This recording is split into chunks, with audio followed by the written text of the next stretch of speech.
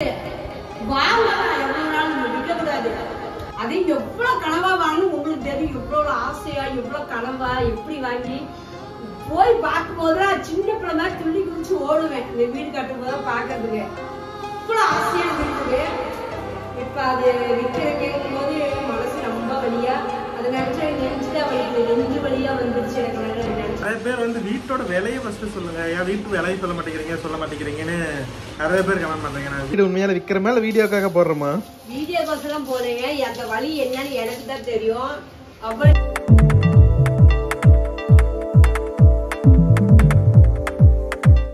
காலை வணக்கம்.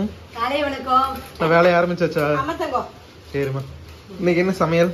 இன்னைக்கு சமையல் வந்து தக்காளி சோறு ஆக்கலாம்னு மீன் மேக்கர் போட்டு தக்காளி சோறு தாக்குறேன். தக்காளி விற்கிற விலைக்கு தக்காளி சோறா? தக்காளி 50 ரூபாய்க்கு வந்துச்சு. 50 ரூபாயா? 50 ரூபா. நம்ம இங்கதான் 50 ரூபா இருக்கும். அப்படியே கடையில நெச்சிருக்கு மல்லிகை கடையில 60 ரூபா வந்துடும். தக்காளில விலையேறி போச்சு. மழை பெய்யுது அந்த பாப்பாங்க. 50 ரூபா 3 நாள் வெயில் கொளுத்துச்சு. காலே வைக்க முடியல. நேற்று இருந்து நைட் இருந்து லேசா மழை தூச்சு. மழையாட்டிக்குது. காலையில 4 மணிக்கு மழை தூச்சாமா. அந்த தரிக்கிறேன்னு சொன்னாரு. லேசா பெய்ஞ்சுது. அதான் இன்னைக்கு வந்து கோரி குட்டி இதே தக்காளி இது பார்த்தா பெருசா இருக்குது.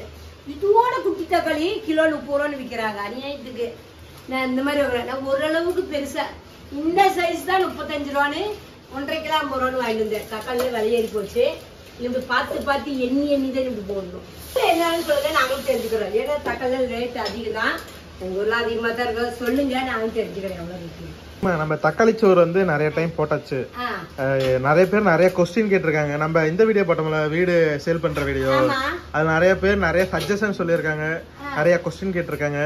சோ அதுக்கு எல்லாமே நம்ம இப்ப பதில் சொல்லலாம். ஓகே. நிறைய பேர் கேக்குற ஒரு கொஸ்டின், ஃபர்ஸ்ட் கொஸ்டின் என்னன்னா, அம்மா வீடு வித்துட்டீங்களா என்ன இருக்கா அப்படின்னு கேக்குறாங்க. இன்னும் விக்கல. இன்னும் வேலை சொல்லி இருக்கிறோம். வந்து பாத்திட்டு இருக்கிறாங்க. இன்னும் வேலை சாவல இருக்குது. அது வந்து எனக்கே அமையுமா இல்ல உங்களுக்கு அமையுமான்னு தெரியல. இந்த வீடு அப்படியேதான் இருக்குது. பாப்போம். கடவுளே யாருக்கு எப்படி எந்த நேரம் என்னன்னு கடவுள் தான் சொல்லி எழுதி வச்சிருப்பாரு. அது மாதிரிதான் நடக்கும். அதான் என்ன வீடு அப்படியேதான் எகடதான் இருக்குது. பாப்போம் என்ன நடக்குதுன்னு. கொஸ்டின் என்னன்னா, நீங்க வீட்டை உண்மையால விக்கிறீங்களா இல்ல சும்மா வீடியோக்காக கண்டென்ட்டா போடுறீங்களா? இவங்க வீடெல்லாம் விற்க மாட்டாங்க, சும்மா ஏமாத்திட்டு இருக்காங்க அப்படின்னு நிறைய பேர் போடுறாங்க. உங்களுக்கு வீடு விக்கிறதோட பெயின் என்னன்னு உங்களுக்கு தெரியாது. அது எப்படி சொல்றது, எவ்வளவு சொந்தங்கள் பந்தங்கள் பக்கத்துக்காரங்க பக்கத்து வீடு எடுத்த வீடு எல்லாம் வந்து வீடு விக்கிறனாலே எவ்வளவு கேவலமா நினைப்பாங்க. அதை போய் நாங்க கண்டென்ட்டா போடுவோமா? கிடையாது. உண்மையாலுமே தான் போட சொல்றோம். நாங்க ஏன் சேல் பண்றோம்னா ஃபேமிலி சிச்சுவேஷனால சேல் பண்றோம். ஆனா சேல் பண்ணிட்டு வேற ஒரு ப்ராப்பர்ட்டி சின்னதா வாங்கிக்கலாம், கடன் எல்லாம் வாங்கிக்கலாங்கிறதுனாலதான் சேல் பண்றோம். நீ சொல்லுமா, வீடு உண்மையால விக்கிற மேல வீடியோக்காக போடுறோமா? வீடியோக்கோசரம் போறீங்க. அந்த வலி என்னன்னு எனக்கு தான் தெரியும். அவ்வளவு நெஞ்சே வெடிச்சு போற மாதிரி எனக்கு அந்த அளவுக்கு வலி இருக்குது. ஏன்னா பார்த்து ஒரு கனவா ஒரு யாருக்காக அது எனக்காக நினைச்சு அதை கட்டினது. கடைசியாக நம்ம கை விட்டு போதேன்னு வலி வந்து எவ்வளவு வலிக்கணும் உங்களுக்கே தெரியும். அவ்வளவு வேதனை. இருந்தாலும் என்ன பணம் கொஞ்சம் பற்றாக்குறையினால அதை விற்கலாண்டி சேல்ஸ் நாங்கள் பண்றதுக்கு தான் பண்ணியிருக்கிறோம். அதனால எவ்வளவு பேத்துக்கிட்ட எவ்வளவு கேவலமா எப்படி இருக்கிறாங்கன்னு அது எனக்கு தான் இந்த வலி தெரியும். அதனால உண்மையில விற்கிறது தான். விலை போனா வித்துடுவோம். வித்துட்டு சின்னதா வாங்கிக்கலாம். கடன் எல்லாம் கொஞ்சம் கட்டிக்கிட்டு சின்னதா வாங்கிக்கலாம். எனக்கு ஐடியா இருந்துக்கிறோம். முடியாதுமா, அது உங்களுக்கு தான் அப்படின்னா கடவுள் ஏதோ ஒரு பக்கம் எங்களுக்கு ஒரு வழி கொடுத்து அந்த கடனெல்லாம் அடைக்கிறதுக்கு வழி விட்டாருன்னா கடனை அடைச்சிட்டு நாங்க பசங்க 2 பேருக்கு அந்த வீட்டுல வச்சுக்குவேன். எப்படின்னு அது கடவுள் விட்டுற வழிதான் எங்களுக்கு. 9 மணிக்கு போற கரண்ட் 8 மணிக்கே போயிருச்சு. கருணாரி இப்படி போயிருச்சு, பழி வாங்கிருச்சு. தக்காளி சோறு தான் எடுத்து வச்சேன்.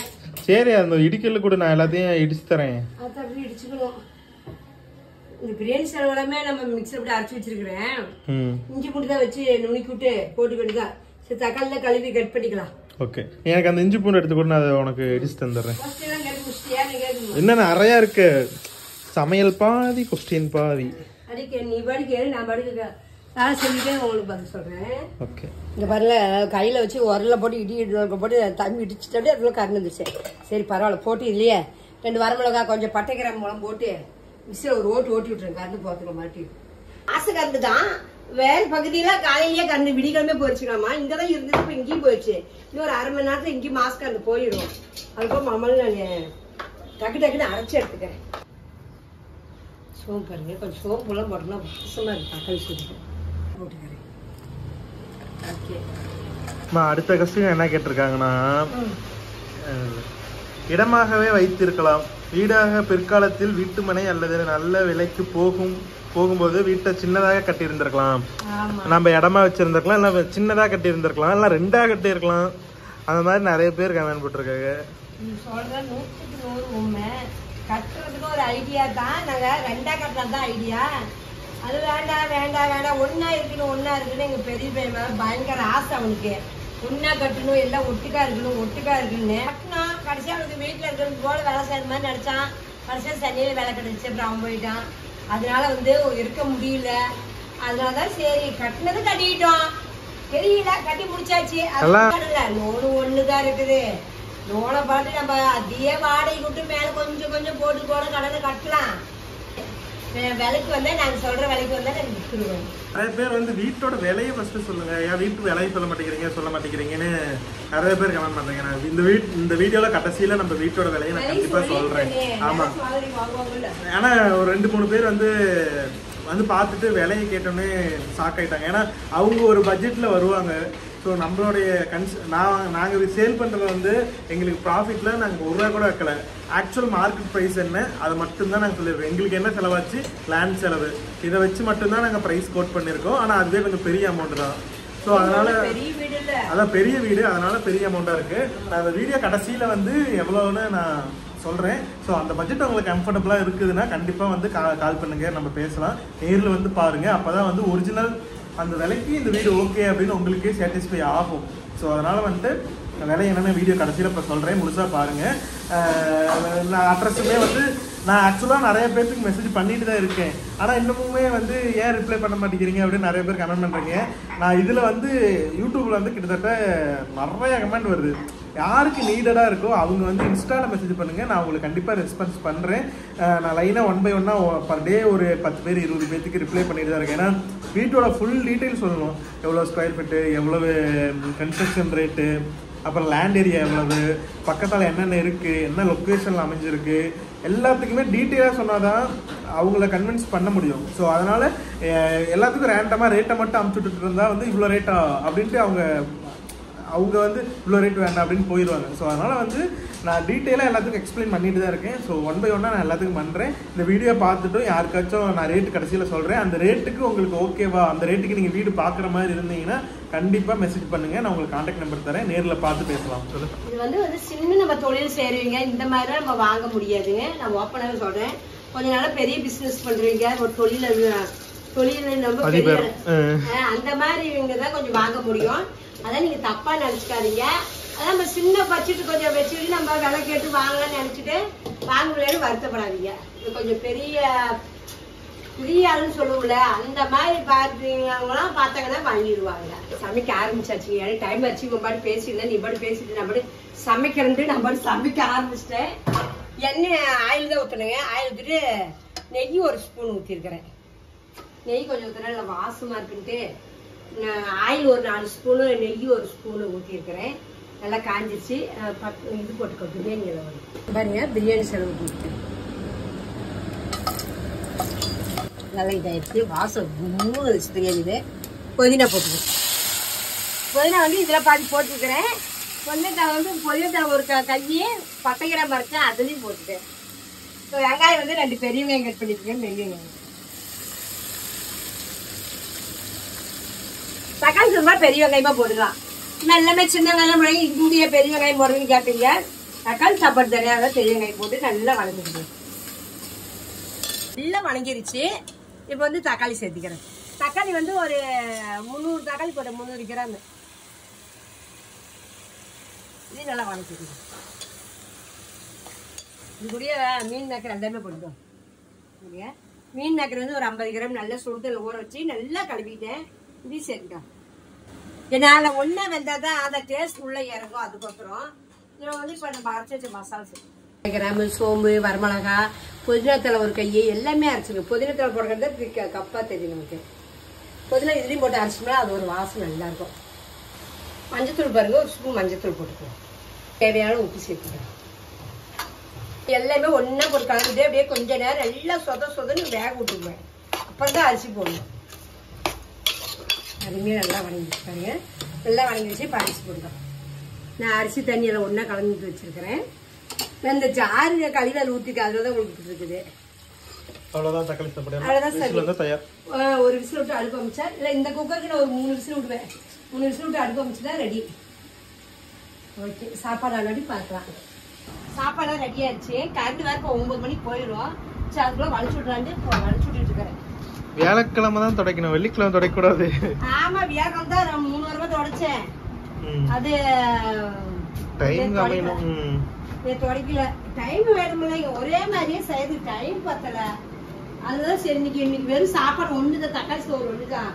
சரி அதான் செஞ்சுட்டேன். அதான் சரி வலிச்சுட்டு இது கூட ஒரு நேரம் போட்டு நேற்று சாயங்காலம் வந்து நைட்டு வரையும் போட்டேன்.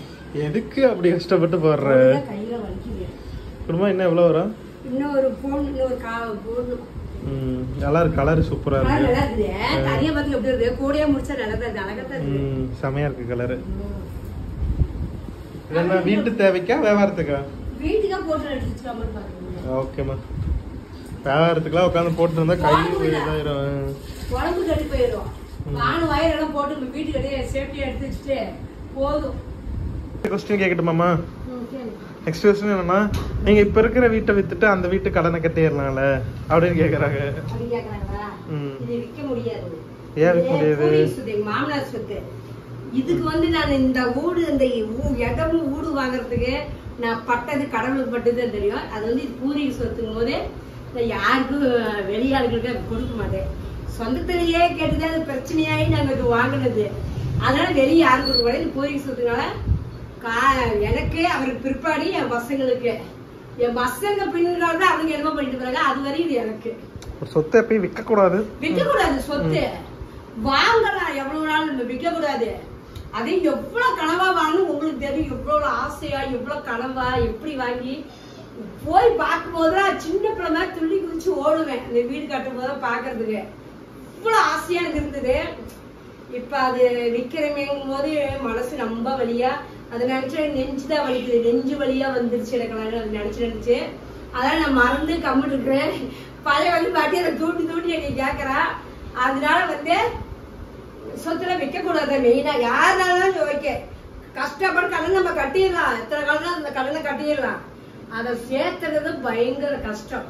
நமக்கு வந்த மகாலட்சுமி மடி வெளியே கொடுக்கறதுக்கு எனக்கு மனசே இல்லதான். அது வந்தது எனக்கு மகாலட்சுமி.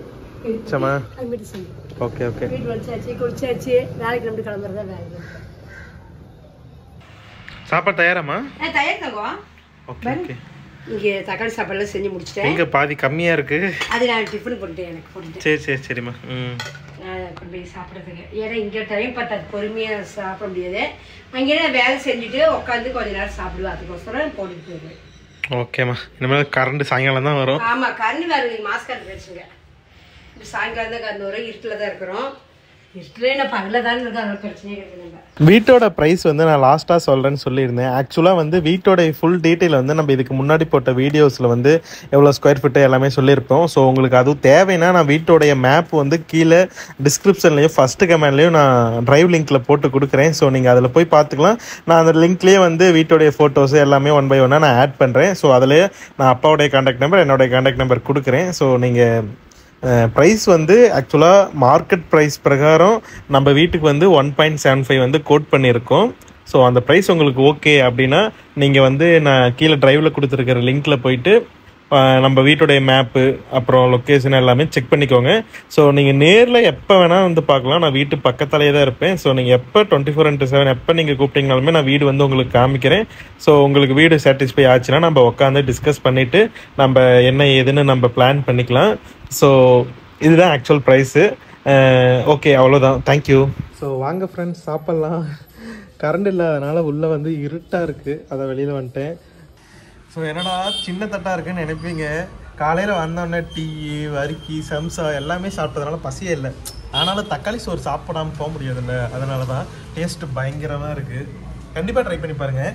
ரெசிபி வந்து நான் கீழே டிஸ்கிரிப்ஷனில் டீட்டெயில் ரெசிபி கொடுக்குறேன், அதை பார்த்து நினைத்தீங்க. நீங்கள் கேட்ட கேள்விகள் நம்ம பதில் சொல்லியிருப்பேன்.